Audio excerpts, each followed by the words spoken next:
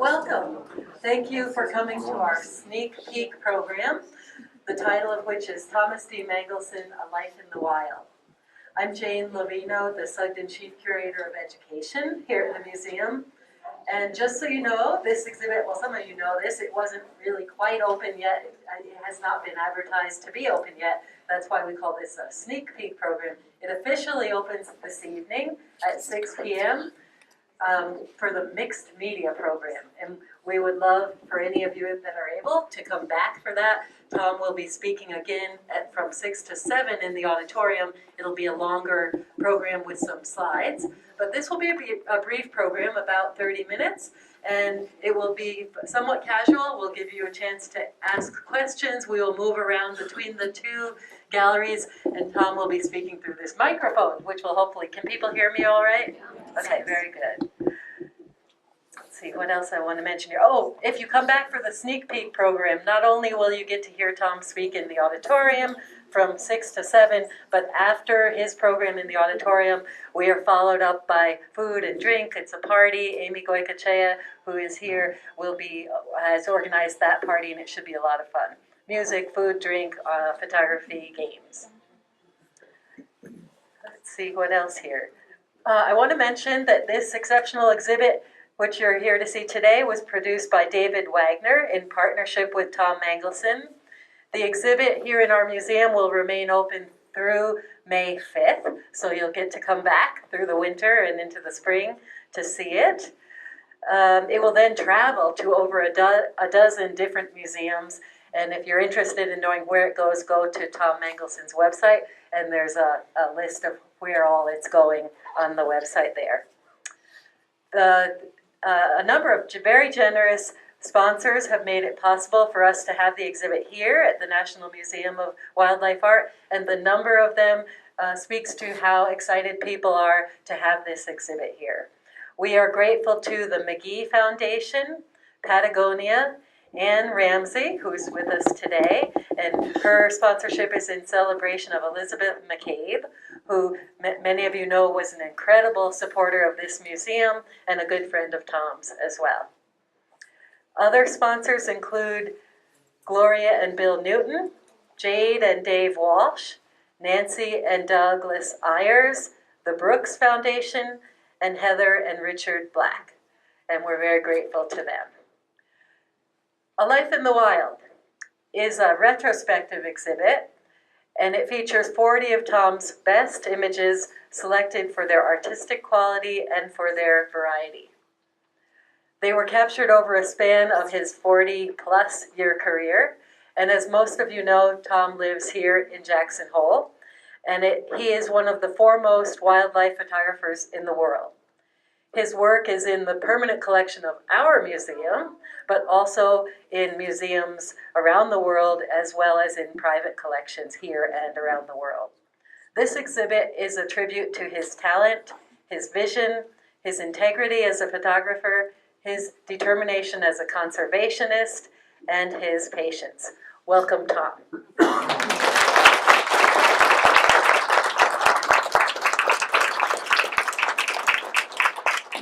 Thank you, Jane. Thanks everybody for being here. Wow, this is a great, huge crowd.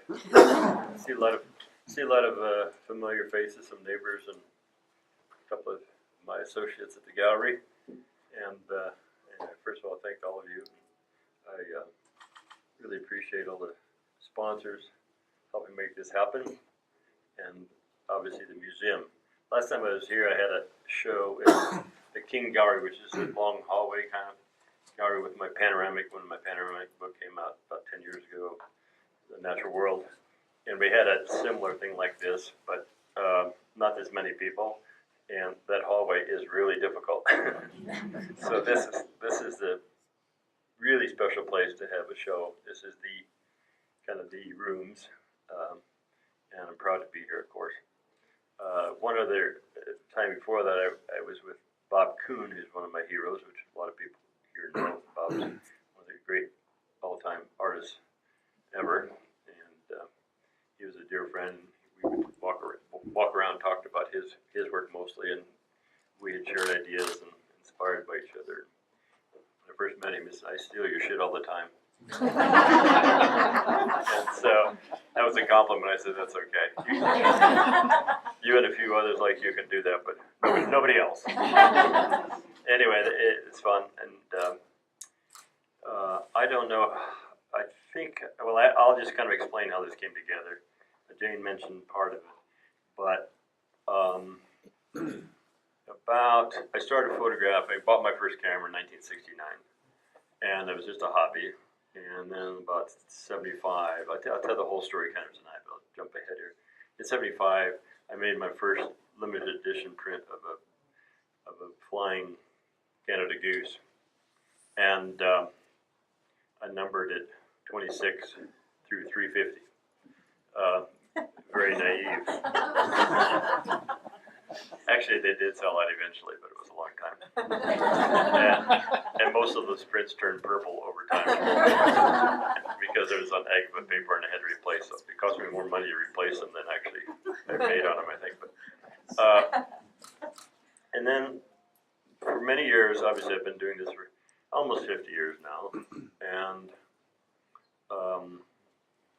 I decided that, well, I did a couple of art fairs and shows in Boulder and Park City and here actually before I moved here, and they were, it was really a drag standing out there in the sun, for 3 days in a weekend when it would usually rain or it'd be really sunny, or the wind would come up and I had easels, everything would blow over and mostly break.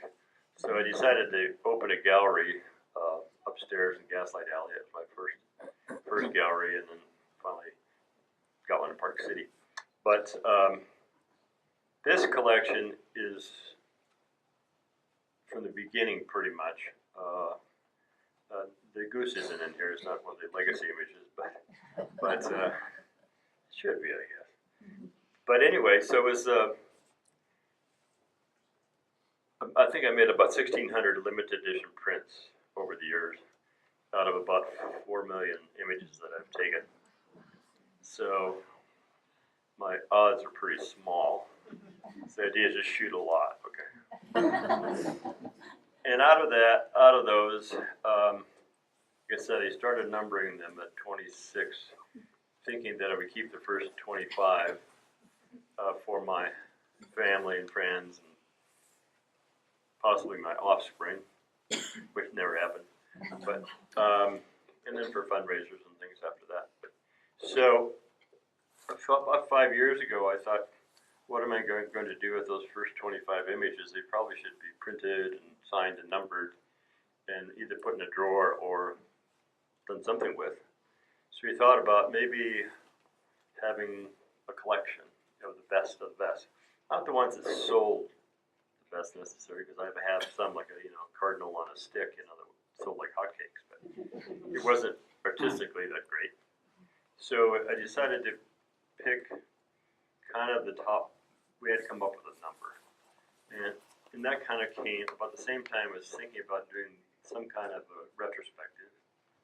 David Wagner, who Jane mentioned, who wrote the book on sort of the Bible on collecting wildlife art, called me and asked me if I'd be interested in doing a traveling exhibit. That's what he did. He was a curator to begin with, and he did a lot of traveling exhibits for the last 10 or 15 years. I don't think he's actually done a photography one before, but it sort of came together at the same time.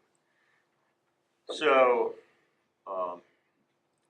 we decided to pick 40 images, number them all 1 through 20, and then try to pick ones that were the more artistic maybe, or showed that what we normally would consider art with composition and light and gesture and all those things. And this is what we've come up with. And we try to make it a mixture of different continents, places, animals, and of course I've shot more polar bears and brown bears and eagles than other things. So there's maybe an extra eagle or two, or an extra polar bear or two, or an extra brown bear or two. But so Adam here and others at the museum, I talked to David Wagner, and they arranged this show. This was same set of images opened in Omaha last month, and then I went back there next week for a proper opening, the talk and things. But that was for the Friends of the Museum and things a couple weeks ago. And then it comes here. I think it's here till May, I think. Yeah. So then they'll create it up and send it off to there's 16 museums total, and they'll probably travel for somewhere between 2 and 3 years.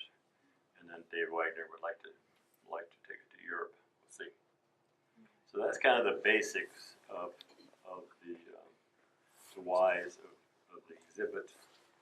And we also decided not to limit it to oldies but goldies sort of thing, because I did take a few pictures in the last few years that are worthwhile.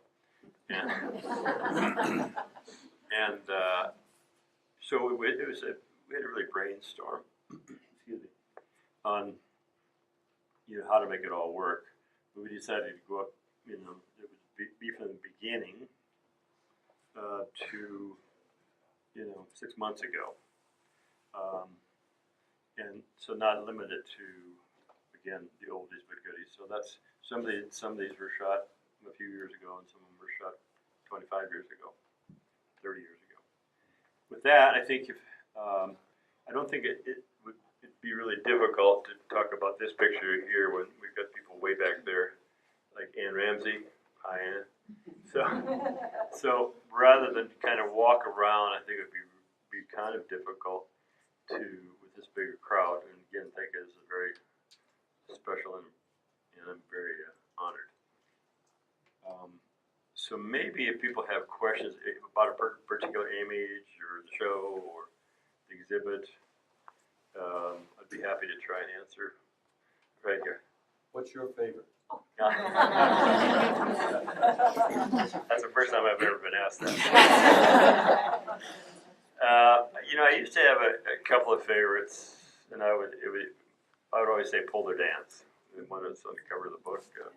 I saw it here somewhere. Yeah. That used to be my quote favorite image, and my favorite panoramic was Reflections of Denali, and then it started going on. I thought, well, what about the tiger? The tigers light the forest, and about Among the Glaciers. So actually, I don't have a favorite. I mean, basically, what you see here are all favorites that touch me in different ways. Maybe part of the experience and the landscape and the memories, but I could probably point out 10 maybe that a little, from 1 to 40, but that might take me all afternoon. 399 Shirley. 399 Shirley, and she is definitely my favorite bear, and Blondie, who is my second favorite bear, is actually in the show, and but anyway, yeah, a lot of bear pictures. Well, I'm wondering, how do you stay safe? I mean, if polar bears are supposed to be so mean and nasty, how do you get a picture of a polar bear? Well, first of all, polar bears have a bad rep, but polar bears are consummate carnivores, whereas brown bears eat a lot of vegetation and berries. And a pretty varied diet, not just meat. But polar bears are totally dependent on seals. In the summertime when they're on land, they eat a little bit of grass and a few goose eggs and things like that. But they're just, basically hungry. And anything on the polar bear landscape is fair game. We go out in these big four-wheel drive vehicles, mostly tundra buggies and things. You don't want to be on the ground with a polar bear because you would be a free meal. They're not going to. I've been underground a lot of times. The polar bear's close enough to get up the ladder to the tundra buggy. But I have been stalked a couple of times when I got a little far. I didn't see the polar bear behind me in a snowstorm, and unfortunately, I had a good lookout. Was an 85-year-old friend of mine. And if I left him as watchman, he was in the Navy in San Diego watching for Japanese to torpedo the nets. So I felt I was in pretty good hands. And he did save my life, and I had National Geographic film crew with me, and they were totally clueless and about that sort of thing.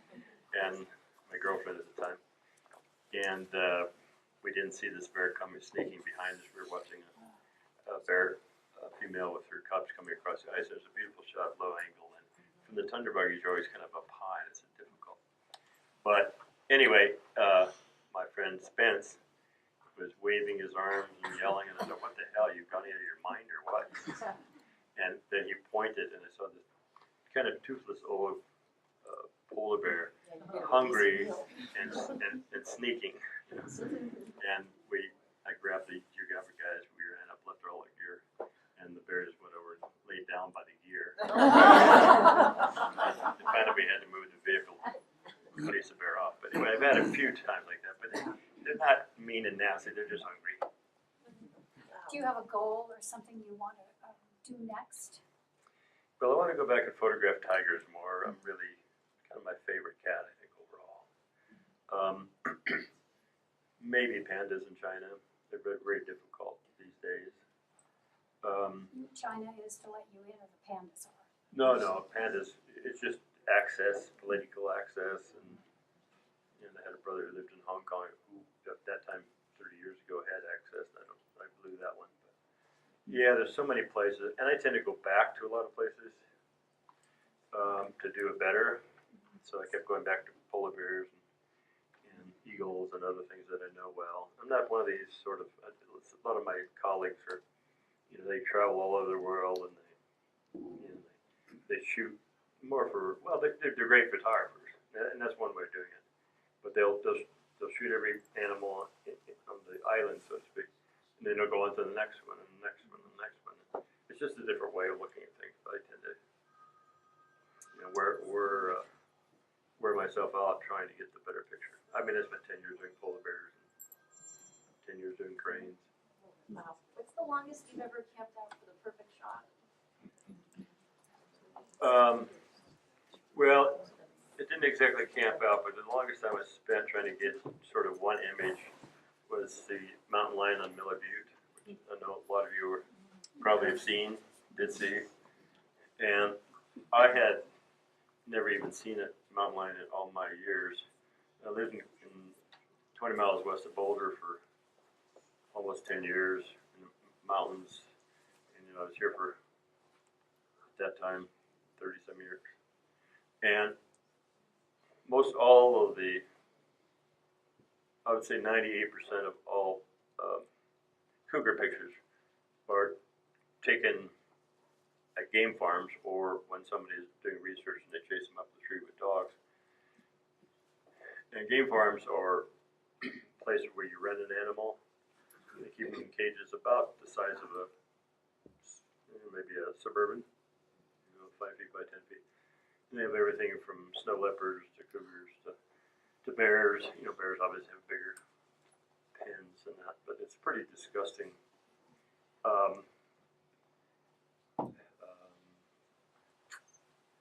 Business. A lot of people. Again, not necessarily my closest friends because of this, but use this. They do workshops there. They'll take 10 people and they'll go shoot wolves and raccoons in the morning and maybe a Siberian tiger in the afternoon, and they'll get about all the animals you need in a week or two, and it'll be $4,000 or $5,000.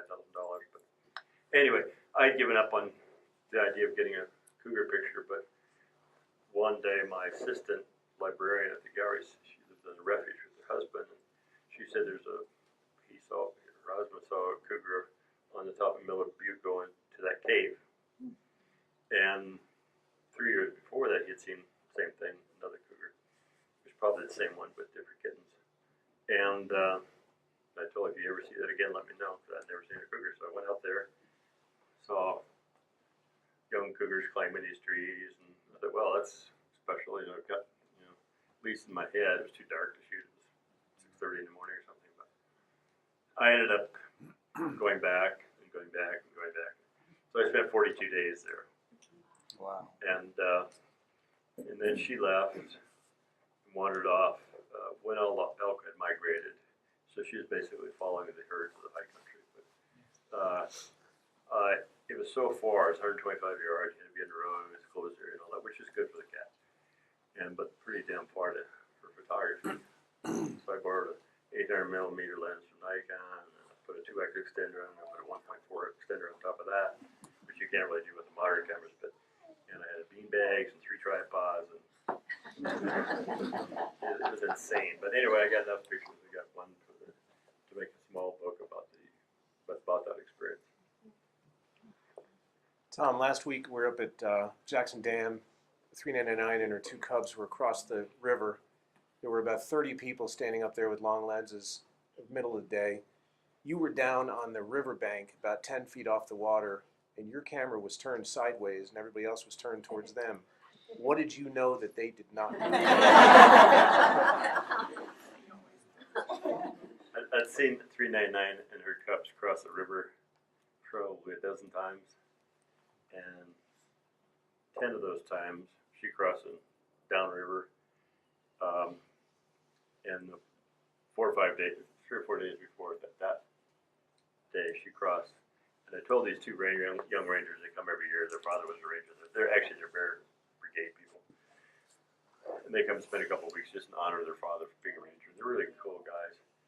And I was talking to them, and they said they wanted to know, they're trying to control the crowd. There's probably more than 30 people there that day. And I said, do you think she'll come across here? And I said, no, she never comes across here. The water's too deep, the river's too deep. She'll go down there where the riffle is, where it's shallow. She doesn't have to swim so much. Easier for the cubs. And they said, okay, we'll just stay here. That's okay. So I said, she'll go up on that hill, and she'll go down the hill. She'll go down that riverbank, maybe get a drink, and then she'll swim across, go up the hill, go up into the meadow, and cross the highway into Willow Flats. And guess what? She did exactly that. And the brother calls his other brother. He said, oh, I can't remember. David, I think his name is. David, they can't believe it. Mangelsen told me exactly where she was going. He thought I was like the bear whisperer. But, it's just after 10 years of watching her, and you just learn those things. That's what I do, and that's why I've become this. I go to the same places, a lot of years, because you just learn. You can do it better. You know what things you're going to do or what animals might do. So that's sort of my gift, I guess. That I'm patient. Of all these images here, are most of these from your film days? I would guess that maybe, that's a really great question. I should know that answer. I would guess they are 2/3 film, yeah. Maybe, well, let's say 2/3, yeah. Okay, thanks. What's he referring to? You mentioned your cameras, I'm sorry. Okay. No, he was pointing at me, not you. You mentioned your cameras, how have they changed since your first one in '69? The first one in '69 was a Pentax Spotmatic. It was one of the first single lens reflex cameras where you actually look through the lens and take a picture. It was 1 frame at a time, obviously, with you crank the film and hit the shutter. And the film in those days was ISO or ASA 50, 25 Kodachrome. So very slow, really hard to take pictures of animals or landscapes until the sun came up or went down. After it went down, you're kind of out of luck. So today, and then the cameras evolved into 2 or 3 frames a second, motor drives. And then if I went to the Arctic or to photograph polar bears, I had to send my cameras into Nikon so they would lubricate them. They put 1050 oil in them instead of a thicker. So you had to do all that kind of stuff, and the batteries always died. I'd take 100 batteries, AA batteries of it, to last me a trip. And so they weren't rechargeable batteries. You had problems with the cameras all the time. And the film was slow, and you had not a very fast frame rate. Where now you can put, I can put a 128 gig card in my pocket, and that's like 2,500 images or something. And I don't have to take 500 rolls of film on the plane. I don't have to get them X-rayed 10 times when we're going through India, and risk that that it might be all X-rayed too much and be nothing left on the image. So it's always but now you have to worry about these little cards, and I'll put them in my pocket when I'm in a hurry, and then look in the washing machine and find them. But I've done that actually, and they survived. Now film would not survive that. So digital has made it much easier to shoot overall in really low light, faster shutter speeds, and with a lot more frames a second. You mentioned that first print of the Canada Goose had a little deterioration problem, turned purple. Tell us a little bit more beyond capturing images, but tell us about the printmaking and the editing process and how that's evolved. Well, the first prints I made, I think they have to take a picture, a negative of the transparency. So it'd be a 4x5 negative, color negative, that they would print from in a typical enlarger. And so you had a step between the original and the print. So that was always slightly deteriorating. It wasn't as sharp as you had more film in between. And the papers in those days, Agfa was the best paper at the time, and Kodak was the second best. Maybe they're equal, I don't know. But the longevity wasn't that great, especially if you put them in, in fluorescent light, or you had light coming in your windows from the sun, and UV light basically deteriorated the images in maybe 20, 25 years. Again, depending on where you hung them, you could put it in a drawer, it'd still be good today, with the right temperature, humidity, all that stuff. But as that went along, just the print, quality of the prints got better, longevity got better. Cibachromes was kind of the top line at the time, and Fuji came up with a really great line of papers, which all of these are printed on Fuji Crystal Archive. Very long longevity, and there's no inner negative, so they're crisp. You should take it right from the transparency. So, so anyway, it's a lot sharper, longer life, and better color, better everything.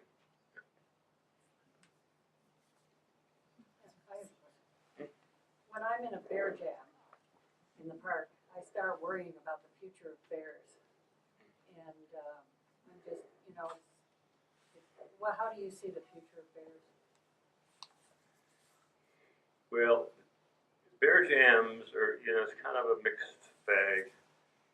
I was about 10 minutes late. I was here an hour ago. We were setting up the projector and doing a little, make sure all the technical things would be good for tonight.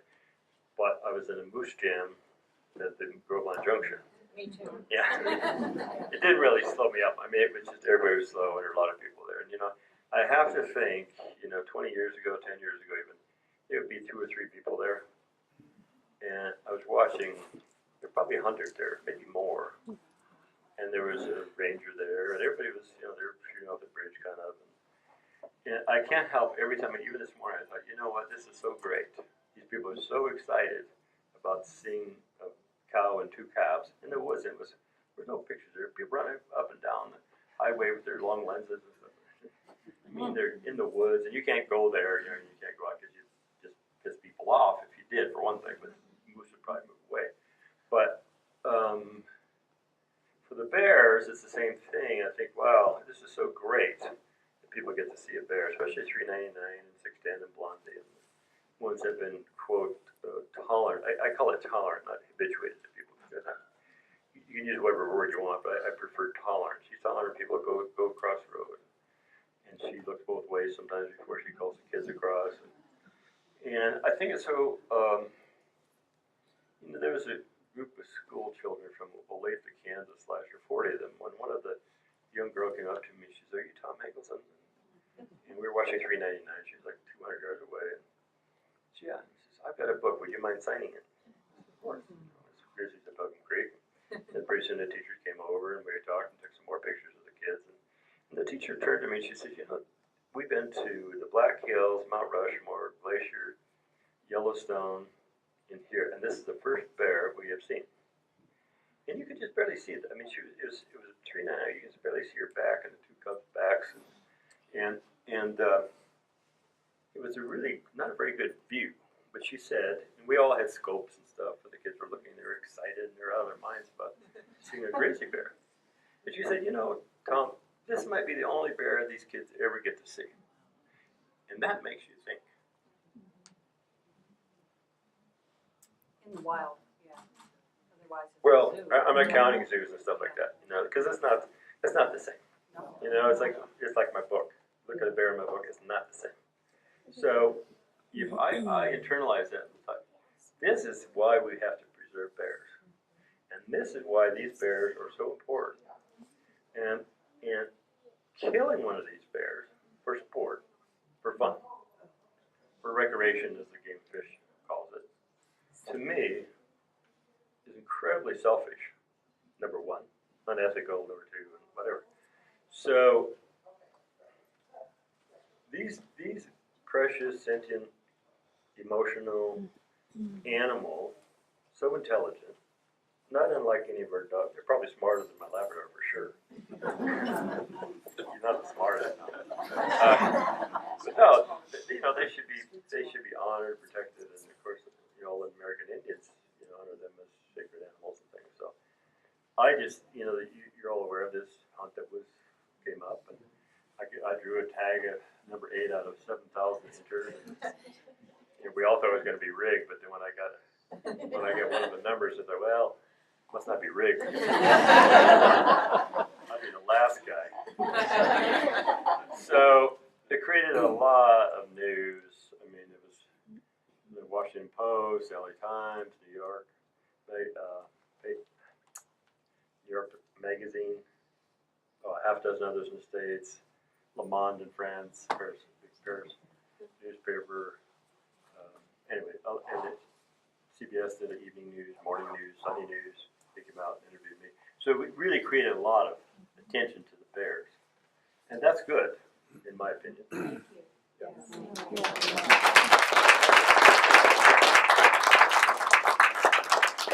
Thank you much. As a follow-up, do you think the hunt will actually take place, or will they continue to stay in the hunt? That's a really good question. The day after, the judge blocked the hunt for 2 weeks, right the day before, 2 days before the hunt was going to start. It was going to start on September 1st, and then the other season was going to start on September 15th in the further area, which is, they were going to allow 12 females to be killed. I thought it was. Now, there's going to be one in this closer area, Oh. 1 through 6 area. You kill one female and the season would be closed. But you could theoretically kill 10 males. If you shot one female, that would close. But you could shoot 12 females in that other area. And one of the things about grizzlies is that they say, well, you can't shoot a female with cubs at side. Well, 399 didn't have cubs at side for 5 years that I watched her during the fall, because she kicked them out in the spring. She kicked her 2.5 years old out in the spring, and so she would not have cubs in the fall. And 2 years she never had cubs, period. So, and then there was another. But so, you know, you could shoot them, you would never know it was a female. You'd never know, you know, basically the cubs might be off if they're a year old and goofing around in the sagebrush. So females would have been slaughtered. And that would be tragic. The numbers would drop. So the day after the judge, and he stayed it for another 2 weeks, and then he decided that and he based it on that the Fish and Wildlife Service had actually overstepped the rules and regulations of the ESA, Endangered Species Act. So that's why he put them back on the list, not because of, maybe, who knows, I don't know, but that's what he said. And he had a very long document on why he did it. The next day, I hate to name names, but I will. You know, our congressional delegation, Liz Cheney and Barrasso, already had a bill in place that they were going to put in front of Congress to delist the grizzlies once and for all. And the bill would, you could not challenge the bill in court or in a legal way. So in other words, there was no defense. Now that bill is still pending. There's going to be a rider on top of some other bill, and you know those kinds of things get through. But certain officials want their particular pet bill moved. They don't care about grizzly bears.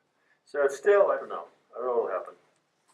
I got a letter, last thing, I got a letter from, email from Dan Thompson, the game fisheries head of the hunt, basically. A couple of days ago, and they said you could get a refund. I got $602 what it cost. I could take the refund after November 8th, or if in case the hunt is next year, I could use my permit next year. So obviously, they're thinking this is not a done deal. So damn well, I'm going to keep my tag.